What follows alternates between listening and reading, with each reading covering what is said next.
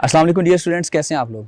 आज मैं आपके सामने डिस्कस करूंगा कि ऐसे राइटिंग के पेपर में एक बहुत बड़ी जो फेलियर की वजह है वो ये है कि स्टूडेंट्स को मोस्टली पता ही नहीं होता कि जो ऐसे टॉपिक पेपर में दिए गए हैं वो किस टाइप के हैं, उनकी कैटेगरी क्या है, उनको किस तरह से अटैम्प्ट करना है। तो बुक के अंदर जो पहला चैप्टर है उसके अंदर मैंने डिवाइस किया है कि आपको कौन सा जो है ऐसे चूज़ करना है। इसके बारे में एक कैड रूल था जो कि मैंने बड़ी डिटेल में उसमें ये चीज़ डिस्कस की थी कि स्टूडेंट्स को कौन सा टॉपिक चूज़ करना चाहिए। और जो कैड रूल है ये मेरी एक अपनी इम्प्रोविज़न है, मैंने खुद से इम्प्रोवाइज़ किया था इसको। और इसके अंदर से आपको ये क्लियर हो जाता है कि हमें कौन सा टॉपिक ये चूज़ करना चाहिए। और आज मैं आपके सामने 2023 का जो पेपर है उसमें जो ऐसे उनके टाइप्स के बारे में बताऊँगा। सबसे पहला जो ऐसे था इसमें that was instruction in youth is like engraving in stone. अब ये जो ऐसे है this is basically a reflective ऐसे। अब रिफ्लेक्टिव ऐसे क्या होता है, जिसके अंदर कोई राइटर, कोई ऑथर अपनी सब्जेक्टिव अप्रोच देता है किसी एक चीज़ के बारे में, वो अपना एक स्टेटमेंट देता है। मोस्टली ये कोई सेइंग होती है, कोई कोटेशन होती है जिसके ऊपर हमने उसको प्रूव करना होता है, जस्टिफाई करना होता है। और इसकी आउटलाइंस जो हैं वो भी इसी तरह शेप होंगी।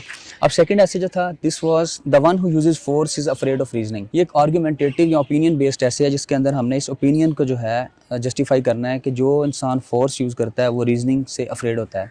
अब इसको भी जस्टिफाई करने का पैरामीटर जो है, इसकी आउटलाइन जो है बनाने का तरीका, वो भी डिटेल के साथ डिस्कस किया गया है। देन है not all recycling projects are cost effective. ये एक एक्सपोजिटरी ऐसे था जिसके अंदर हमने जो रिसाइकलिंग प्रोजेक्ट्स थे उनको कॉस्ट इफेक्टिव के हवाले से डिस्कस करना था। अब एक्सपोजिटरी ऐसे जो है उसकी भी रिक्वायरमेंट डिफरेंट है। फिर then it was the fool speaks and the wise listens. ये अगेन एक रिफ्लेक्टिव ऐसे था जिसके अंदर जो है एक कोटेशन, एक मैगजीन जो है, एक एग्जाम जो है उसको दिया गया, उसको डिस्कस करना था। फिर इसके बाद है जी a friend walks in when everyone else walks out. अगर आप देखें इसमें ज़्यादातर जो एसेस थे those were actually reflective essays. अब ये अगेन जो है एक रिफ्लेक्टिव ऐसे है जिसके अंदर एक स्टेटमेंट को हमने जस्टिफाई करना है। फिर आगे आ गया जी online learning is not only convenient but often more effective than traditional classroom instruction.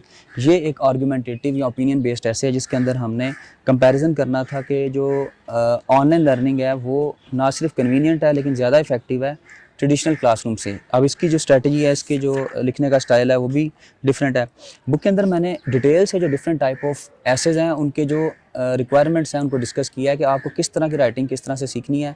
क्योंकि पेपर के अंदर आप देखें कि इंस्ट्रक्शन आई होती है कि you have to use different styles of writing like argumentation, expository, narrative. ये सारी टेक्निक्स आपको यूज़ करनी होती हैं क्योंकि एक लॉन्ग ऐसे है, इसके अंदर कोई आप वन पेज पर तो नहीं लिख रहे। मोस्टली सीएसएस के अंदर जो ऐसे होता है उसके अंदर हमें सारे स्टाइल्स को जो मिक्स करके उसका अमेलगमेशन बना के लिखना होता है, इसलिए हमें सारे स्टाइल्स पे कमांड होनी चाहिए।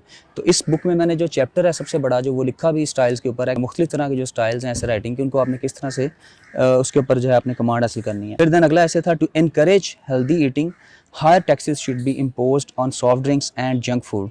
ये अगेन आर्गूमेंटेटिव या ओपिनियन बेस्ड ऐसे है जिसके अंदर आपने इस ओपिनियन को जस्टिफाई करना है क्योंकि ये एक ओपिनियन है कि अगर हम टैक्सेस बढ़ाते हैं तो जो सॉफ्ट ड्रिंक्स है और जंक फूड है उसको हम रोक सकते हैं। फिर उसके बाद आ गया जी people have become overly dependent on technology. ये ऐसे जो था ये एक्सपोजिटरी की टाइप है, कॉज एंड इफेक्ट ऐसे है जिसके अंदर जो ओवर डिपेंडेंट है टेक्नोलॉजी पे उसकी कॉजेज़ और उसके इफेक्ट्स को हमें डिस्कस करना था। फिर इसके बाद आता है both parents should assume equal responsibility in raising a child. ये एक अगेन आर्गूमेंटेटिव या ओपिनियन बेस्ड ऐसे है जिसके अंदर एक ओपिनियन है कि दोनों जो पेरेंट्स हैं उनको एज्यूम करना चाहिए इक्वल रिस्पॉन्सिबिलिटी। अच्छा, ओपिनियन बेस्ड ऐसे में हम किसी एक साइड को फेवर या डिसफेवर में ले जा सकते हैं, उसका एक स्टाइल और आगे चल के मैं अपने नेक्स्ट लेक्चर्स में बताऊंगा भी आपको कि ओपिनियन बेस्ड ऐसे किस तरह से लिखा जाता है, उसकी क्या रिक्वायरमेंट्स हैं। आज मैं आपको सिर्फ 2023 का जो पेपर था उसका एनालिसिस दे रहा था। जो लास्ट टॉपिक था that was boys will be boys. ये एक एनालिटिकल या क्रिटिकल ऐसे था जिसके अंदर इस स्टेटमेंट को हमने क्रिटिकली इवैल्यूएट करना था कि बॉयज़ विल बी बॉयज़।